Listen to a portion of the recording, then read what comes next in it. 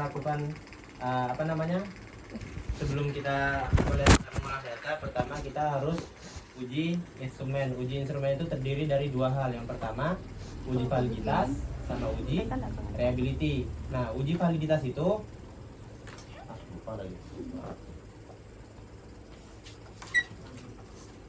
Ulang lagi. Validitas. Segitu. Ini berapa? Oh, reliability. Oh ya, berarti pertama di uji instrumen itu terdiri dari dua hal. Yang pertama ada uji validitas dan uji reliability. Nah, uji validitas itu apa? Uji validitas itu adalah bertujuan untuk mengetahui apakah instrumen itu benar-benar mengukur seharusnya harus diukur. Maksudnya, apakah data itu valid atau nggak valid. Yang kedua, uji reliabilitas. Uji reliabilitas itu menguji konsisten data. Apakah data itu konsisten terus-menerus atau tidak. Syaratnya apa? Yang pertama di sini syaratnya itu nilai untuk uji validitas, syaratnya itu nilainya harus di atas 0,3. 0,3. Kalau untuk di reliabilitas, syarat nilainya ketika sebuah data tersebut dianggap konsisten, maka nilai krombat alfanya di atas 0, nah, cara lihatnya gimana? Tadi kan kita sudah analisis data, analisis scale, kemudian apa itu setelahnya? Nah, datanya sudah muncul di SPSS. Pertama yang harus kita lihat adalah, bagi sebentar sedikit. Nah, pertama yang kita lihat adalah ya, reliability statistik. Reliability statistik, di situ ada krombat alfa sama end of item. Nah, itu perhatikan. Nah, di sini untuk di krombat alfanya, kalau misalnya yang belum buang H1-nya berarti masih lengkap ya, H1, H1, H2, H3, H4 masih lengkap. Di situ perlu yang paling pertama dilihat adalah krombat alfanya. Jika ini kan uji reliabilitas, untuk krombat alfanya perlu dilihat uji reliabilitasnya. Jadi jika nilainya di bawah 0,6, maka data itu tidak konsisten. Nah, di sini untuk reliability statistik ada krombat alfanya ternyata nilainya ada di bawah 0,6, di situ 0,522. Nah, berarti apa yang harus kita lakukan? Nah, kita lihat dulu data berikutnya. Coba ke bawah. Nah, aku akan jelaskan item statistik. Nah, apa itu item statistik? Yang pertama, di situ ada H1, H2, H3 dan H4. Di situ ada mean. Mean itu apa? Mean itu rata-rata nilainya. Rata-rata nilainya. Yang kedua adalah standard deviation. Apa itu standard deviation? Standard deviation itu adalah penyebaran dari nilai tersebut. Nah, contohnya, Yung, coba buka waktu di sini, Yung. Cari di sini. Iya, kayaknya maaf. Serius. Jangan kocok. Iya, sudah. Mana? Ini lah. Dimakan, Pi. Dia kira, jom kau. Dengar.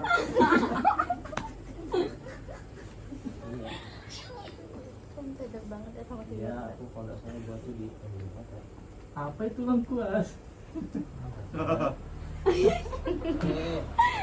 Tahu aku Yung. Astaga. Mak goblok, malah diam bagau itu. Kau udah jualan, Cok? Ibu aku.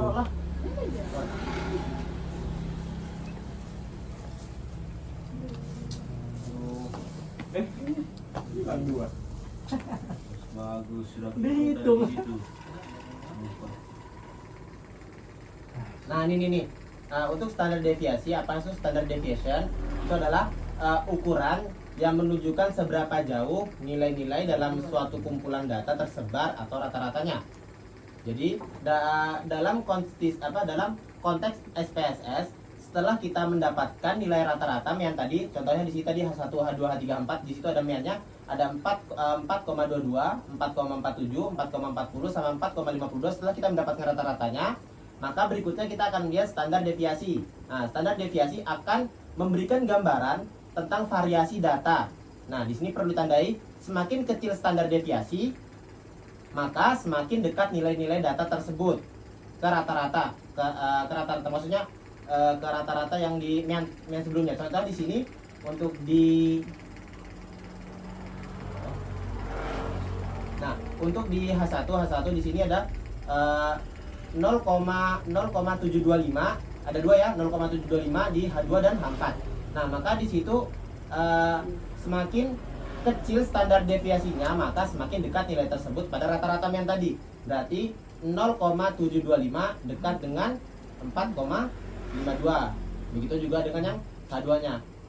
Baru sebaliknya, jika semakin besar standar deviasi, contohnya di situ 0,923, maka akan semakin besar penyebaran datanya. Nah, di sini bisa kita lihat. Nah, di sini ada contohnya. Contohnya tadi H2 dan H4 nilainya 0,725. Memiliki mengolok yung. Ya, enggak mood sudah pulang. Lanjut deh. Nah, Enggak ini no. Oh, kalau bisa juga. di sini ya indikator variabel H2 dan H4 yaitu 0,725 memiliki standar deviasi yang kecil, menunjukkan jawaban responden dari kedua item tersebut seragam. Maksudnya seragam gimana? Jadi di situ ada 5 ukuran 1, 2, 3, 4, 5 yang aku jelasin kemarin. Sangat suka, cukup suka, tidak suka, dan sangat tidak suka. Ada 5 ya. Nah, ada 5 penilaian. Nah, di sini untuk standar deviasi terkecil menunjukkan bahwa responden dari kedua item ini lebih seragam. Maksudnya dari kuesioner tersebut mungkin banyak yang milih 4, banyak yang milih 5, ataupun seterusnya.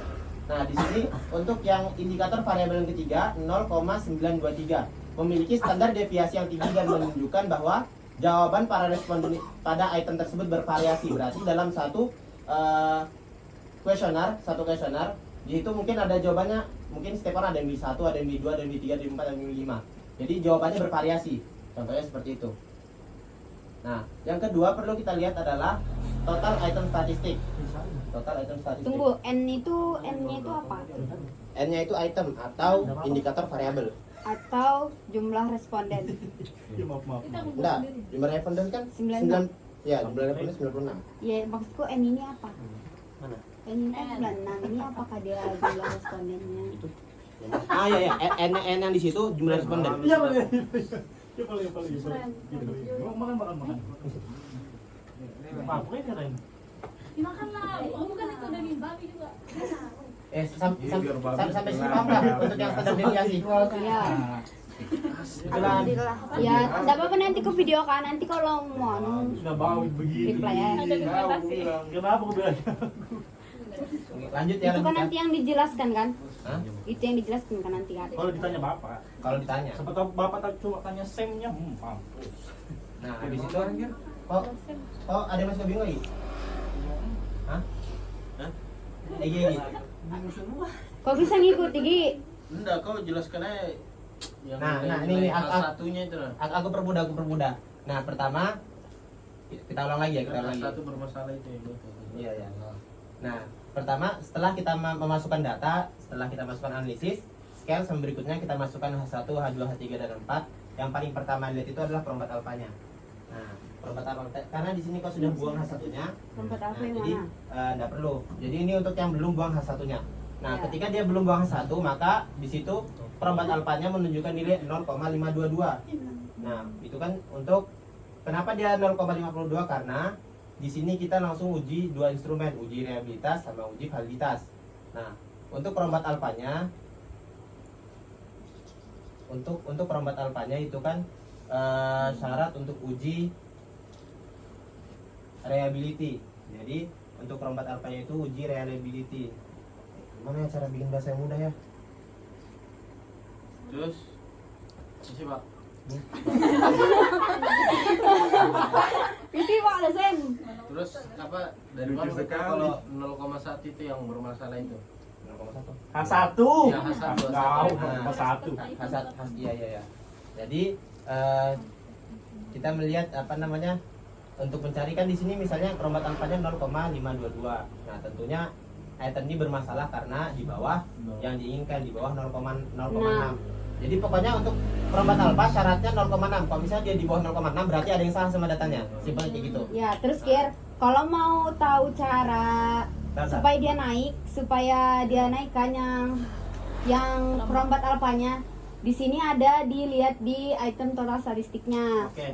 Terus Oke. perombat alfa item delete-nya itu kan menunjukkan bahwa jika H1 dihapus, maka perombat alfanya akan naik sebesar 0,610 Buktinya apa? gitu. Nah, di sini kan lanjut di total item statistik. Nah, yang dilihat data ini corrected item if apa? Corrected item total correlation. Nah, di situ kalau misal yang belum hapus salah satunya, di situ ada apa 0,137. 0,137 itu nilai apa? Nilai validitas. Nah, syarat nilai validitas itu adalah di atas 0,3. 3. Karena di sini apa namanya? Nilai Nilainya validitasnya 0,137, maka berarti ada yang salah sama data ini. Cara menjadikan kerombat alfanya itu naik, ada jawaban di tabel setelahnya. Tabel yang di Alpha sini. item at delete. Nah, jadi di situ kerombat alfa if item delete. Jadi kerombat alfanya jika itemnya dihapus, maka akan berubah H1-nya itu akan berubah jadi 0,610. Oke, yes, ya. Oke. You are so, Jakir? You are so? Apa cowok? Sudah? Dah. Nah, untuk yang belum buang H1-nya, sekarang coba ulangi lagi scale analisis. Scale, analisis, scale. Keluar dah. Yang belum buang. Analisis. Ini bisa juga gitu. Coba ini.